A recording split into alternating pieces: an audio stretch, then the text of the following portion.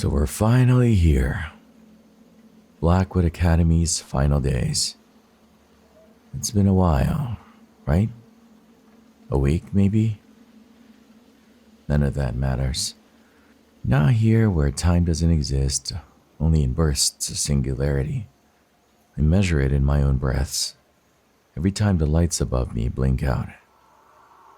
Pretty, pretty lights, dancing in my head.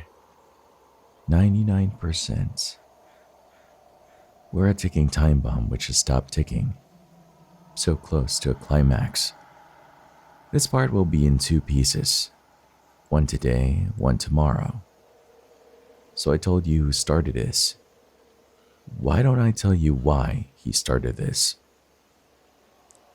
Oh, wow. Jasper's voice was in my head. A static sing-song. Mara doesn't know, he continued, his words twisting into a nursery rhyme. Mara doesn't know. Mara doesn't know. I felt him inside me, his fingers skimming over raw bone, eliciting a screech on my lips that never surfaced. I sensed him. No, I sensed us.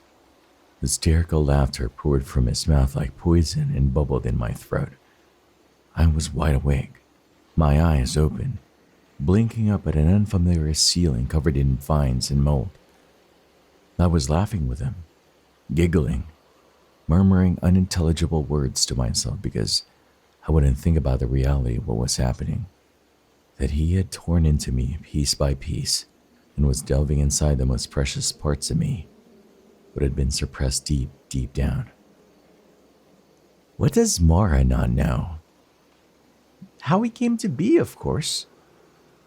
I could hear it, that sound, the live wire in my head sizzling, buzzing, binding me to the others. How I moved from one classroom to the other was a blur. One minute I had been tied to a chair in Jasper's classroom, and the next I was back in the IT room. Reality was crumbling and I was letting it. I was letting oblivion take me. This time I was lying on a desk turned surgical bed, my arms and legs bound by squirming tendrils.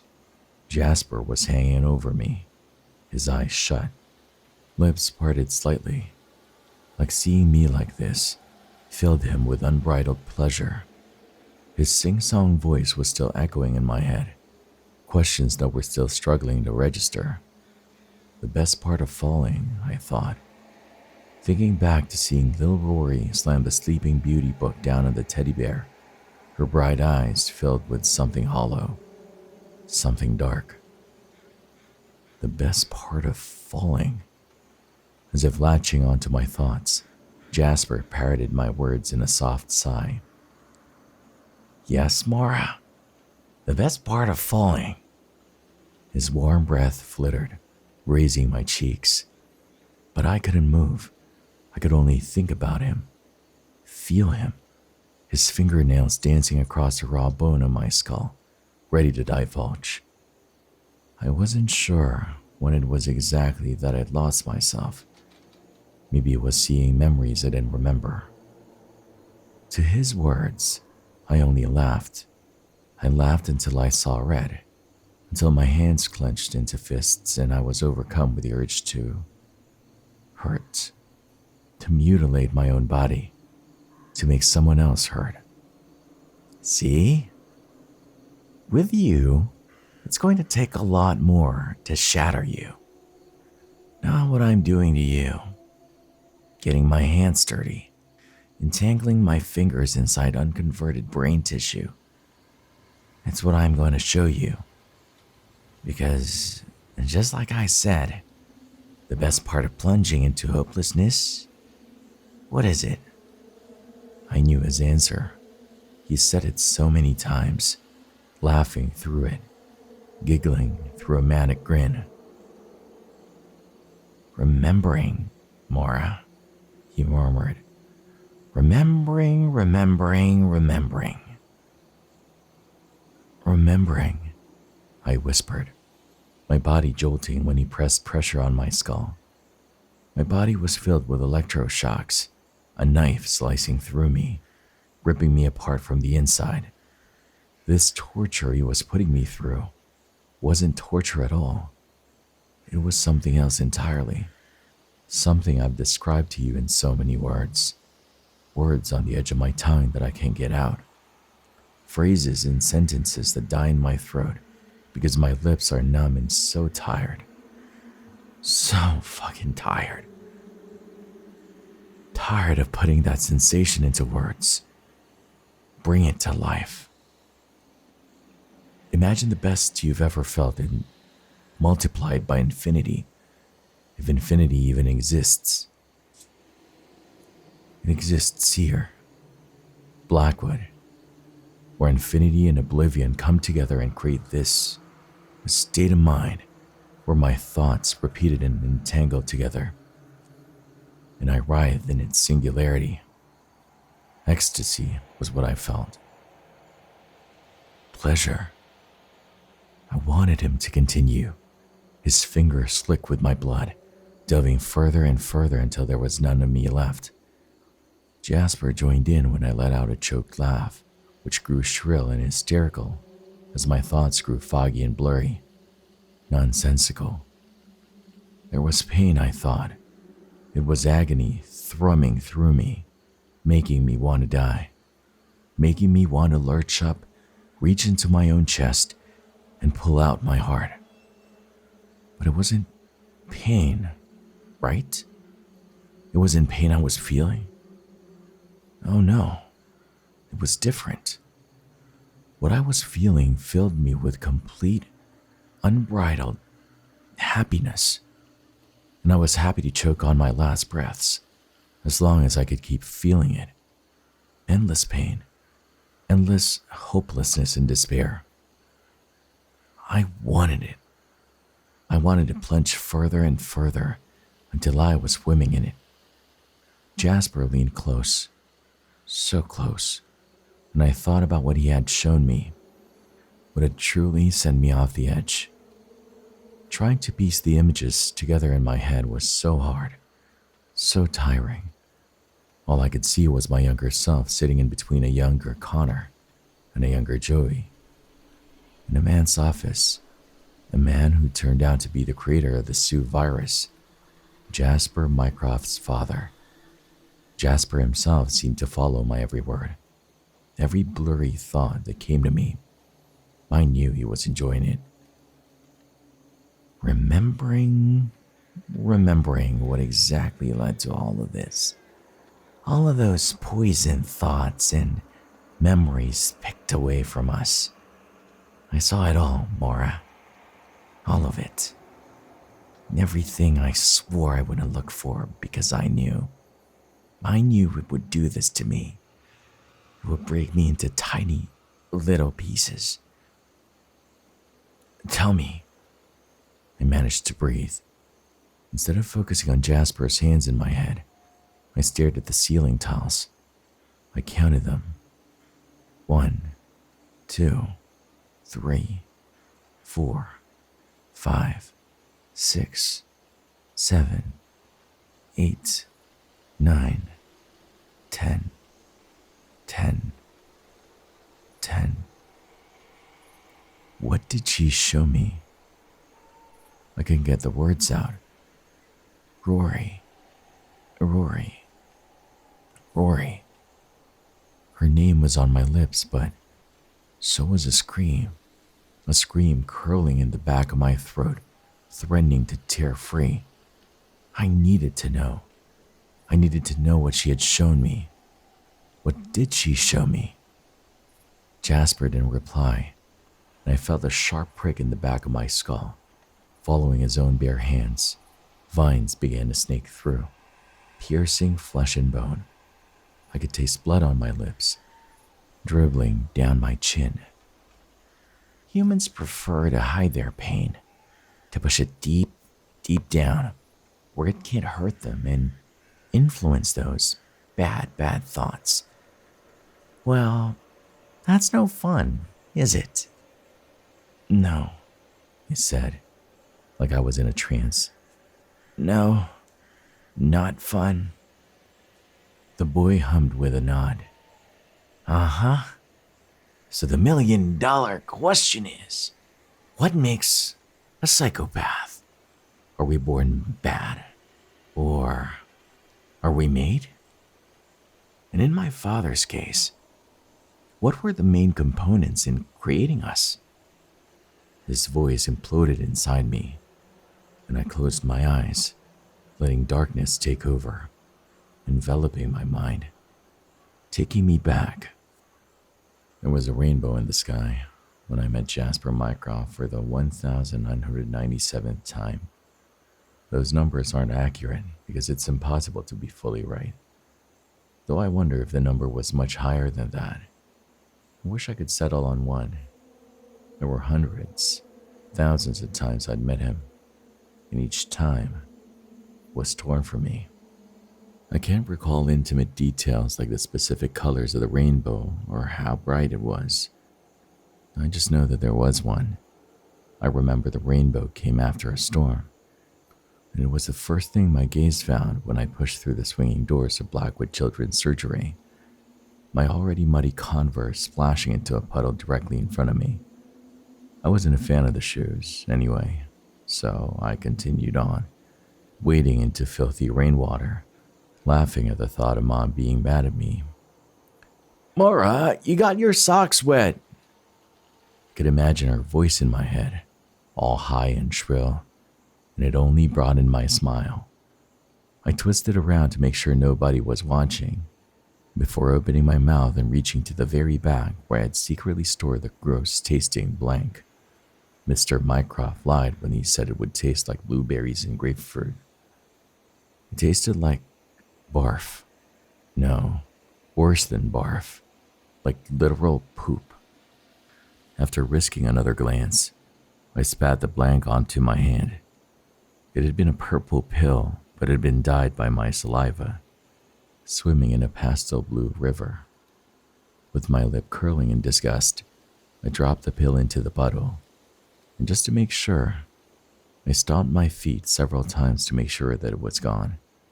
Lost in brown, murky puddle water, gone. Letting out a breath of relief, I allowed myself to smile. I didn't stop at that one puddle, dancing between each one, filling up crevices in the parking lot. I was jumping up and down, enjoying the relief of the water drenching my tights and skirt, when a voice sounded out, automatically drawing my attention from soaking myself in rainwater. When I looked up, I caught a figure running across the parking lot. It was a kid in my class, a boy with blonde hair hiding under his sweated sweatshirt. I never really spoke to him, though I remembered getting into a heated conversation with him over which was better, peanut butter or Nutella. He had yelled in my face, so I smeared Nutella all over his ears. Luke Aisling. His name was on my lips. He too was jumping in puddles, much to his mother's disdain. Luke hopped from one to another, loudly announcing, "I'm the king of the puddles." He was like everyone else, everyone who had put the blank in their mouth and swallowed. Not like me, I thought. Unlike the others, I knew blanks were bad. Mr. Mycroft wasn't going to get me. "Lucas?" Mrs. Aisling, annoyed by him soaking the bottom of his jeans, grabbed his hand and pulled him out. "You're embarrassing yourself," she hissed out. "What did I say about being good?" "But Mom," Luke cried, "I want to play in the puddles." He twisted around, sticking his tongue out at me. I copied him and he waved. "Can I say hi to Mara at least?" "No," his mother said sternly, though she did shoot me a friendly smile. "Mara, how are you?" I liked Luke's mom. She always made good cookies. "Do you want to ride home?" "But she's all wet." Luke frowned at my muddy Converse. Shaking my head, I grinned back. "No, I'm okay. My mommy's coming to get me." "All right. Tell Evelyn I said hi." Luke's mother wrestled with her son. was trying to jump into another puddle, one of the deep ones even I wasn't going to risk.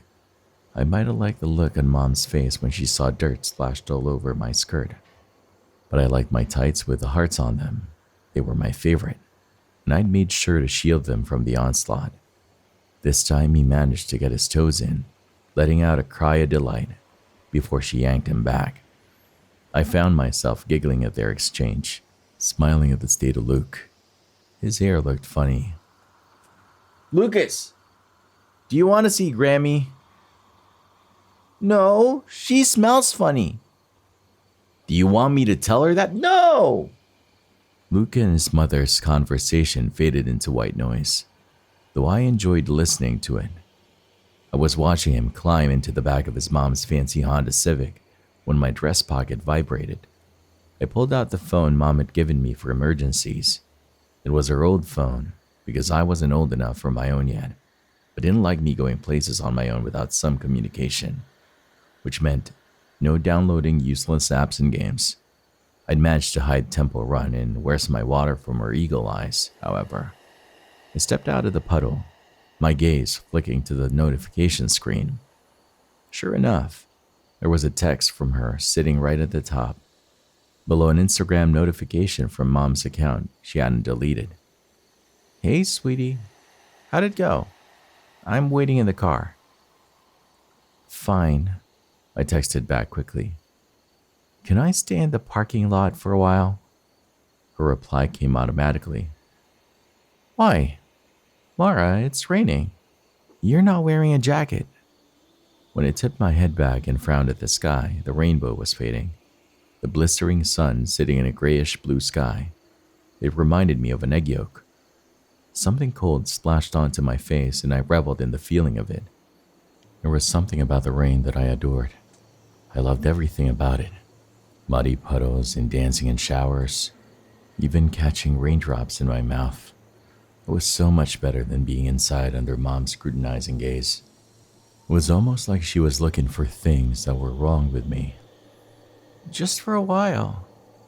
I sent several pleading emojis. "Please." Mom didn't reply for a few minutes, and within those few minutes, I went back to splashing around in puddles. When my phone finally buzzed in my hand and I looked at the screen, I was met with 20 minutes, Mara. I'm just down the road. Below that, "Do you want to talk about today's session?" "No." I tapped back, stuffing my phone in my dress pocket. My eyes stung with frustrated tears, but I wiped them away. Mom wouldn't understand. She was on the adult side, anyway. I thought about the blank I'd spat out, the one I knew Luke and the others had swallowed earlier. It was evil, I'd quickly decided. The blank did things I didn't like. It made the others act weird. It made me act weird, and it didn't taste like normal medicine. It tasted like something had gone off in my mouth. I was leaping across puddles, intentionally landing in them and getting progressively wetter, enjoying the shower over my face and the front of my dress, when someone tapped me on the shoulder. It was so sudden I almost cried out, though at the sound of an all too familiar laugh, one that I was grateful to remember. I turned to find myself face to face with a blur of dark curls hanging in wide eyes, a playful smile painted on his lips. The kid was frozen in what looked like an attempt to scare me again, his arms out, fingernails curled into makeshift claws. When I swallowed my cry and instead settled him with a glare, he laughed. "Well?" He rose on his tiptoes, regarding me with curious eyes. "Well, what?" I shot back, though I knew exactly what he was talking about. Jasper moved closer. "What's my name?" "Oh, come on." I couldn't resist giggling. "I know who you are." "Say it, or I won't believe you." I sighed. "You're Jasper Mycroft, and yes, I do remember you." I pointed behind him. "I did what you said and spat my blank in a puddle." He held out his own fist and opened it, revealing a blank sitting in a pool of spit. I leaned back. Gross. Nodding, Jasper dropped his blank onto the ground. I don't know how I held it in my mouth for so long. He made a face before focusing on me. I just spent 10 minutes trying to talk to Joey and Connor, and they looked at me like I was all googly-eyed, and then they ran off like I had cooties. Rory? I sent him a hopeful look. Nope. Jasper shook his head. She's the same, but she's Dad's favorite. His eyes darkened suddenly, and I felt something twist in my gut.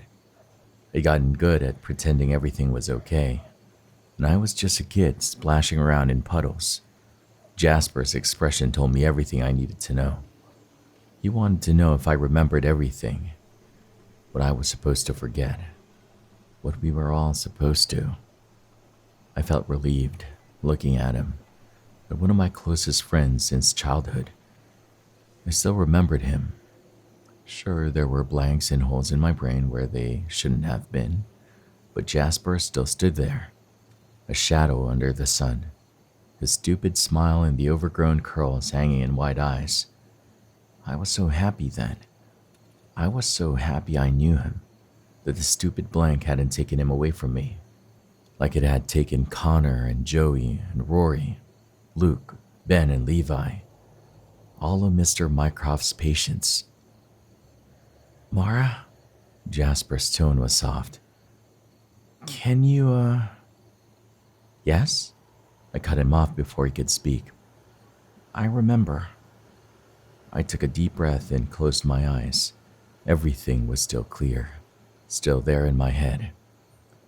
We sat in a circle and, as usual, it was really creepy. My breath hitched at the thought of what was still there, fresh in my mind. We sat in a circle and Mr. Mycroft told Rory to stab that picture of her mother. I exhaled out a breath which hurt my tummy. I could still see her giggling. A smile stretched across her lips as she stabbed the knife in and out, plunging it into the photograph of her mother. I shook my head at the memory, tripping over my words. Then he told Connor to rip up his favorite comic book, and he did. I was crying then. I didn't realize it until something warm was dripping down my chin. I swiped at my eyes, still not opening them.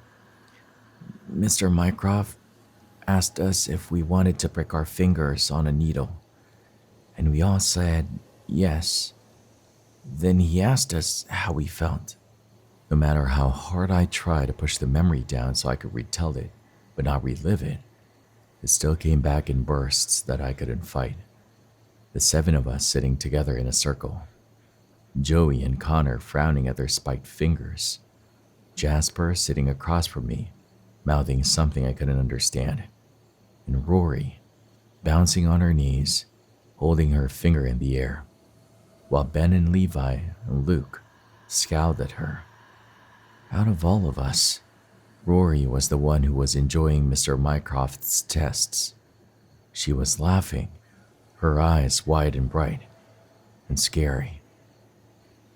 Can I do it again? She whispered. Just like Sleeping Beauty.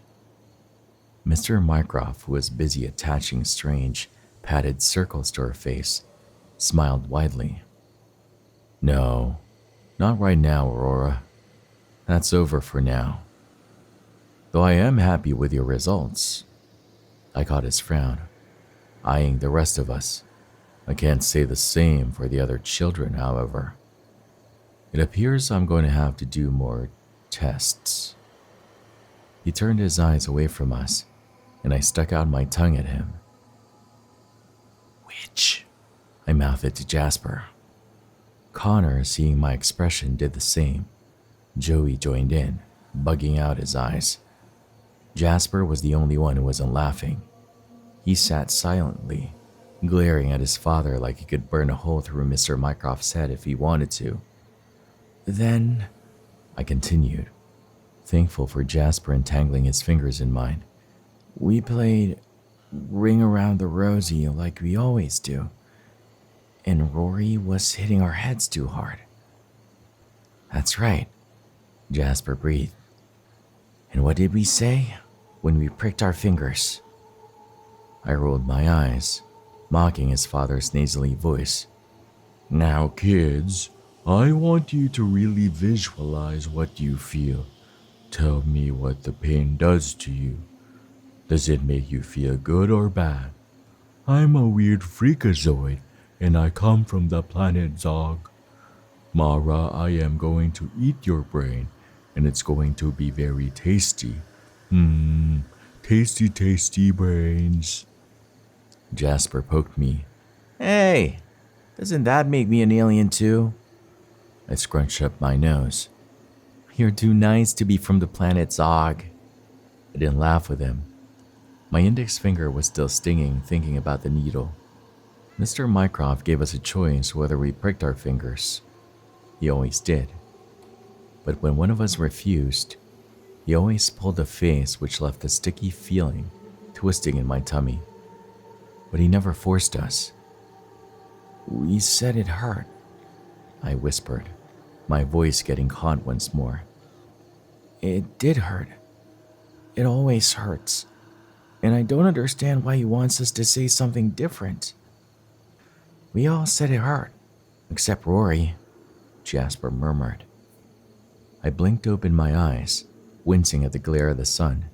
The rays caught Jasper's hair, hues of red and orange tingeing strands sticking from his hood.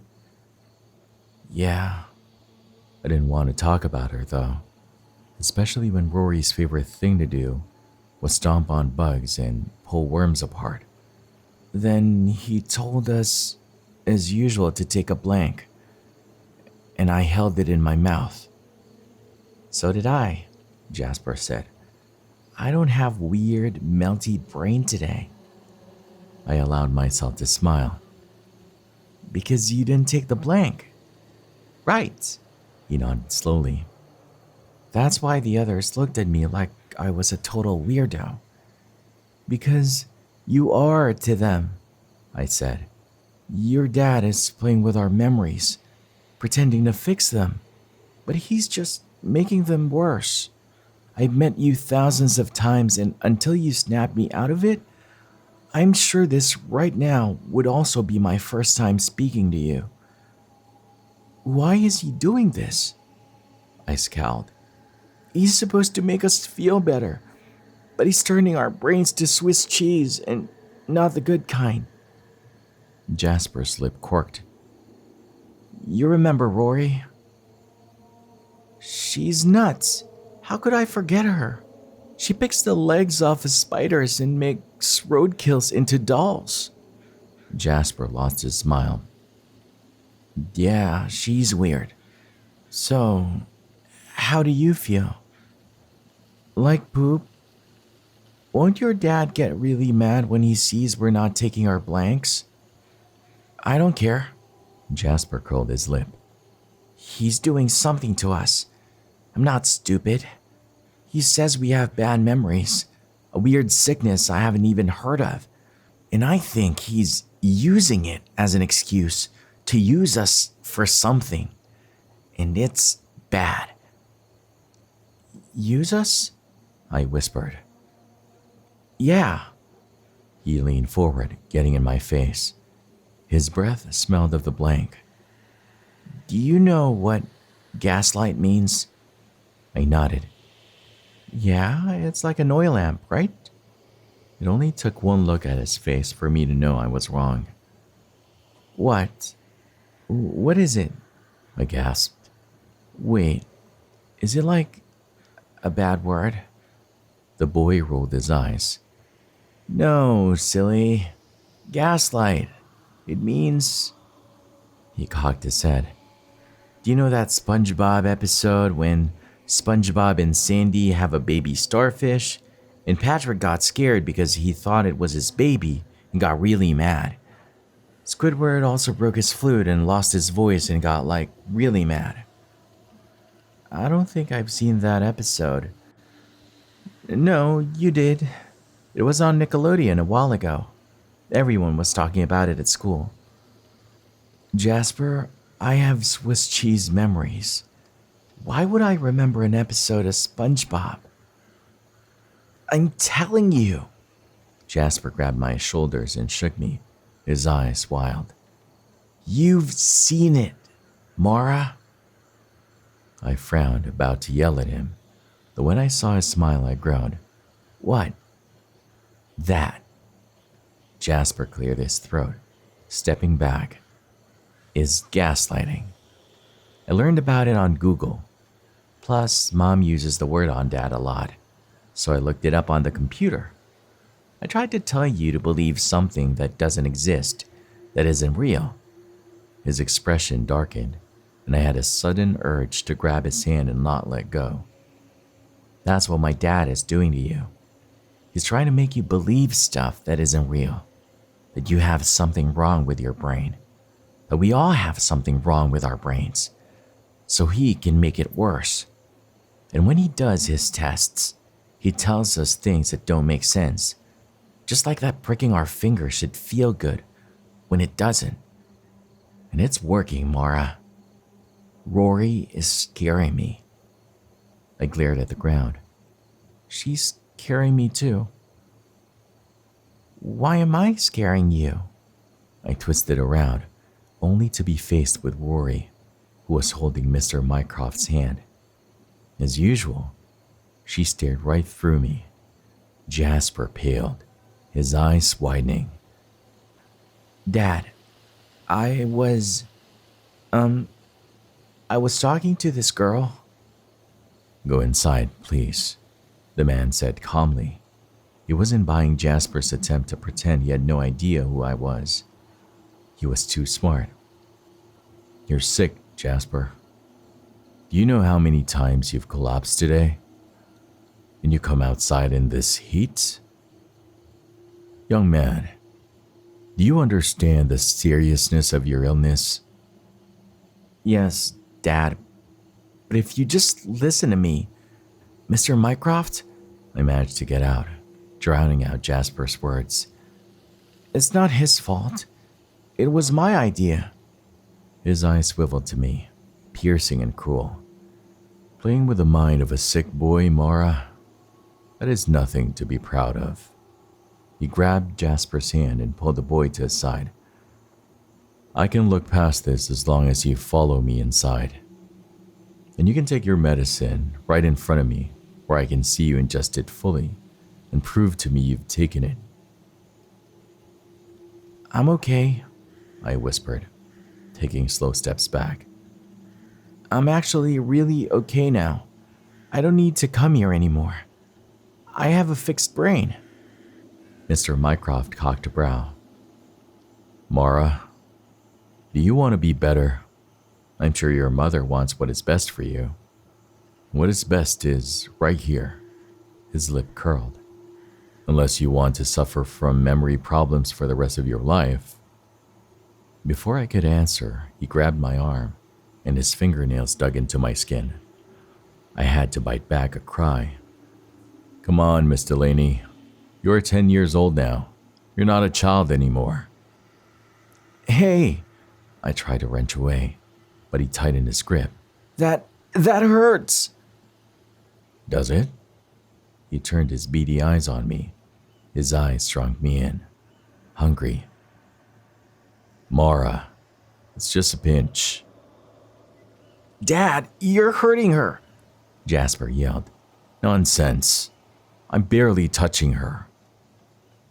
Maybe I was imagining it, but he kept going, plunging his nails into my arm until I let out a shriek.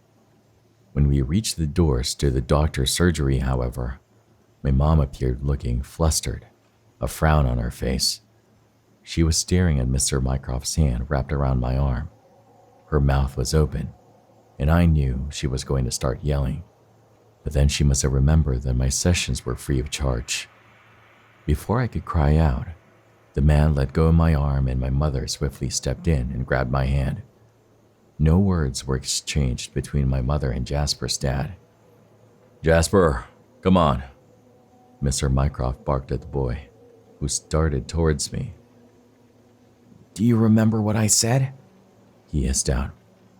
"Keep doing it, okay?" He mimed spitting out the blank. I nodded. I wanted to say something back, maybe goodbye, but his dad pulled him away. Jasper managed to wave. "I'll see you in school." Mom led me back to the car and I stayed silent, stewing in fury. I'd watched Jasper be dragged away by his father, and I knew what came next. I'd seen it in Rory when I tried to tell her about the sessions, and she just smiled at me with a funny look on her face and asked for the gazillionth time if we could watch Sleeping Beauty. It was almost like the other kids were under a spell, and Mr. Mycroft was the evil witch. It could definitely make us sleep, so Rory's obsession with always playing Prick the Princess hit a little too close to home. A little while later, I was sitting in the back of my mom's car, trying to find words in my mouth that explained that I was scared, that I needed her more than I ever had before, when I glimpsed a nurse push through the doors. In her arms, crumpled in a heap, a blur of dark curls and dangling arms. I couldn't help it. Throwing open the car door, I ran across the parking lot, splashing through puddles, until I came face to face with the unsmiling nurse with Mr. Mycroft's unconscious son hanging from her arms. I hated the nurse that didn't smile. She reminded me of a witch, with her squinty eyes and pointy nose. I leaned forward, peeking. No, he wasn't unconscious. Jasper was awake, but his eyes were half-lidded, his lips set in a line. I raised my hand in a wave, trying to get his attention, but his gaze was somewhere else on the sky, or maybe the rapidly fading rainbow I had forgotten about. He smiled, but his smile wasn't quite on me. I don't know where he was looking or what he was seeing, but I recognized that hollow look in his eyes. I'd seen it in Rory's, Connor, and Joey, and Luke's. They had all looked right through me. "Jasper?" I whispered. The boy blinked at me, his eyes wide and curious and not quite all there. "Mara, darling, Jasper isn't feeling great, so I've been instructed to take him home." The unsmiling nurse took a step forward, but I jumped in front of her with my arm stretched out, blocking her. "What did you do to him?" I demanded. The nurse looked at me like all the adults did, like I was sick, like I was talking in an alien language. "Oh, he's fine," the nurse cooed. "He's just tired." "No, he's not," I yelled, stomping my feet. I was crying then, and I hated it, because the nurse pulled that face, the face they all made, like I was sick. Swiping at my eyes, I struggled to speak through my sobs. I wouldn't let her take him away from me. They had all been torn away from me. Friends I'd made over and over and over again. Friends I forgot the names of minutes after meeting them. Jasper was an exception, the only one who I knew for sure. "I know you did something to him, and I want you to tell me what you did." I inhaled a breath. It was so hard to breathe. My tummy was hurting and I felt like I was going to barf. I swallowed a shriek. It wasn't fair. It wasn't fair that they were trying to make me forget him, make me forget about the tests and Rory acting weird. They were plunging memories into a deep, dark hole, and it wasn't fair. "Give me Jasper. I want to talk to him right now." "Miss Delaney, don't be rude. You don't say you want. You say please." Her eyes narrowed. "As I told you, I am taking Jasper home." "Well, let me speak to him." I paused. "Please." "Mara, what are you doing?" Mom was standing with her usual wide and worried eyes. "Why did you run away like that?" I couldn't get the words out, only pointing at Jasper. Following my gaze, Mom let out a sharp exhale of breath. "Oh, As you can see, Jasper is too tired to play. She sent the nurse an apologetic smile. I apologize. She chuckled. Kids, right? The nurse didn't smile back. It's no problem. He's just going home to rest.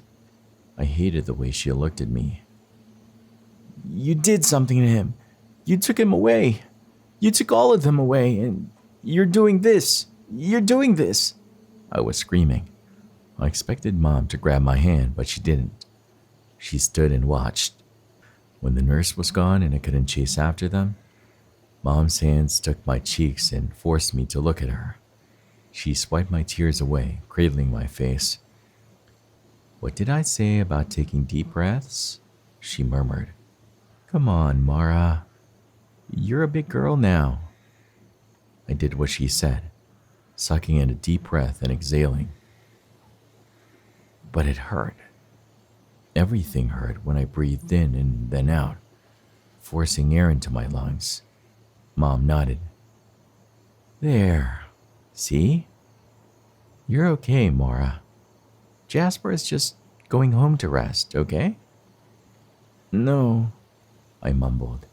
No, they made him forget me.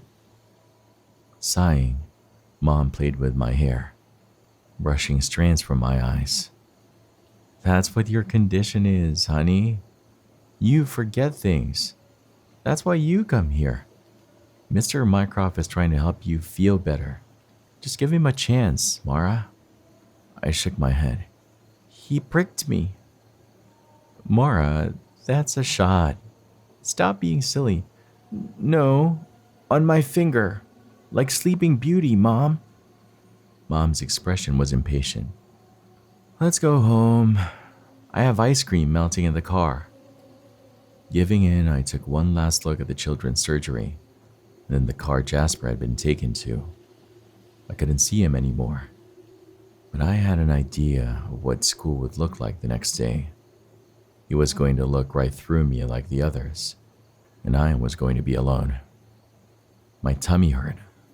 I reached for Mom's hand, her comforting grip, entangling my fingers in hers when something spiked me. The pain came in sharp rivulets, and I tugged away with a cry, my gaze going from the palm of my hand where a startling red spot pooled in the center. I poked it, and it seemed to collapse into a tiny river, staining the veins in my palm. It was beautiful and terrifying, and yet I couldn't stop poking it, sliding it across my palm, spreading the red all over my fingers. Blood.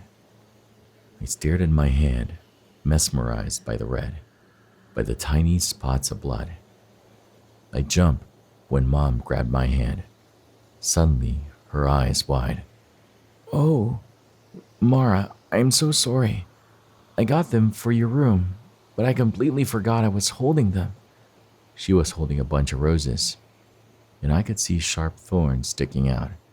Something deep inside me, something brewing, twisting in my gut and heavy in my chest, was fascinated by the thorn. I had to stop myself from breaking my finger on it. Mara, are you okay? When I looked up and saw my mom's expression, something slimy crept up my throat. Mommy? I whispered.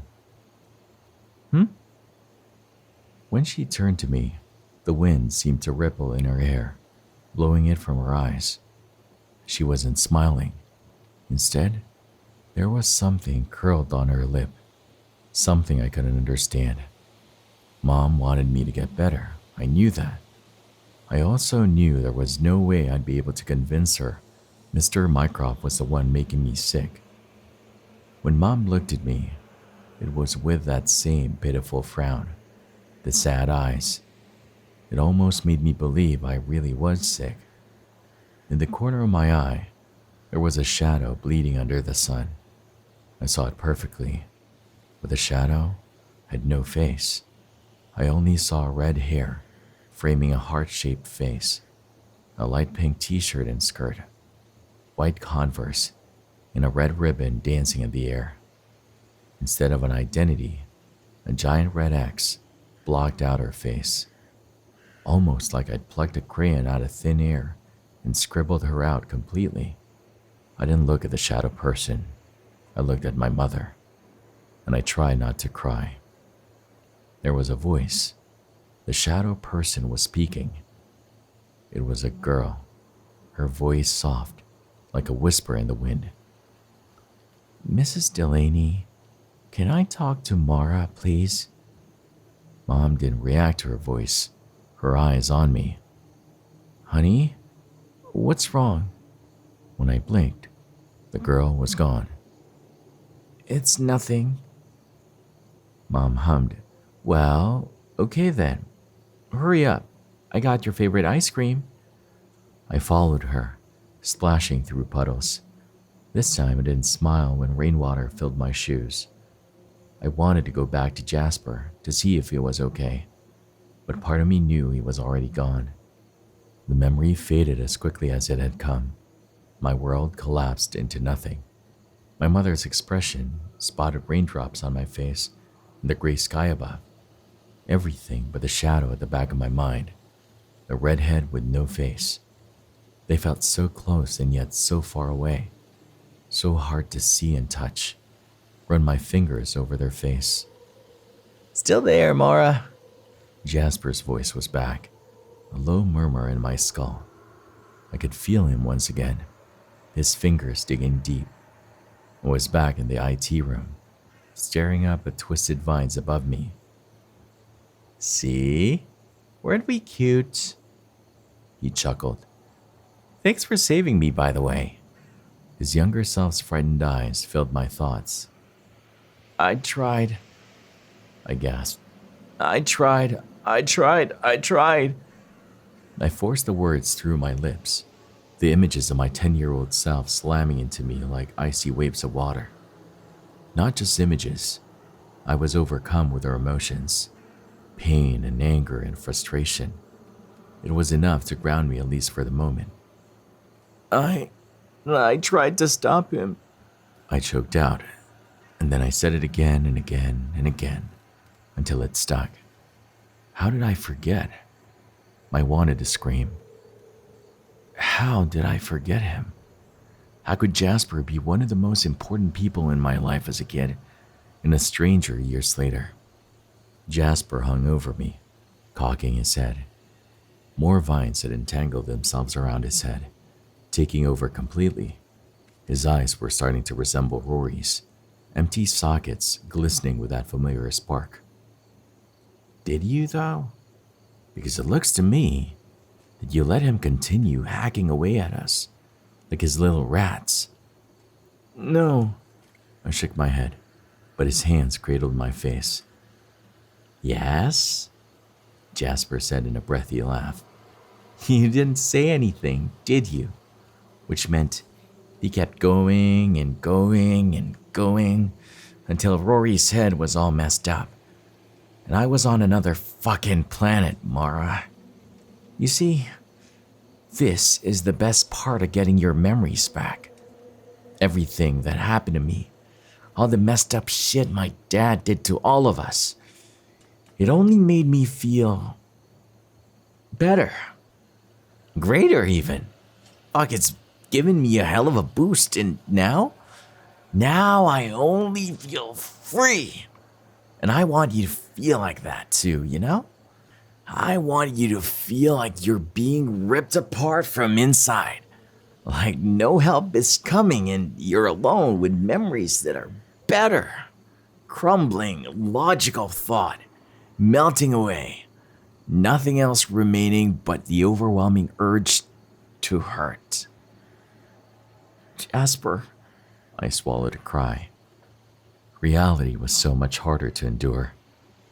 If I really thought about it, I preferred when my thoughts were twisted, when I craved oblivion, because then I would have joined in with his laughter, not cared about what he was doing.